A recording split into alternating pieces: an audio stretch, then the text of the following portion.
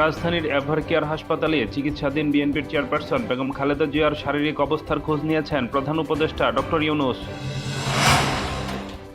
রাজাকারদের জন্য আওয়ামী লীগের শাসনামলই সঠিক ছিল বলে মন্তব্য করেছেন বিএনপির স্থায়ী কমিটির সদস্য মির্জা আব্বাস। হিন্দু অধ্যুষিত খুলনা ১ আসনে জামায়াতে ইসলামের প্রার্থী হিসেবে কৃষ্ণ নন্দী নামের এক ব্যবসায়ীর নাম ঘোষণা করেছে জামায়াতে ইসলাম। দেশে গত ২৪ ঘন্টায় ডেঙ্গুতে আক্রান্ত হয়ে ৫ জনের মৃত্যু হয়েছে। একই সময়ে নতুন করে হাসপাতালে ভর্তি হয়েছে ৪৯০ জন। প্রবাসীরা দেশে এসে ৬০ দিনের বেশি থাকলে মোবাইল ফোন রেজিস্ট্রেশন করতে হবে বলে জানিয়েছে ডাক ও টেলিযোগাযোগ বিভাগ। শ্রীলঙ্কায় প্রাকৃতিক দুর্যোগে এখন পর্যন্ত ৩৩৪ জন নিহত। আক্রান্তদের ত্রাণ সহায়তা পাঠালো বাংলাদেশ।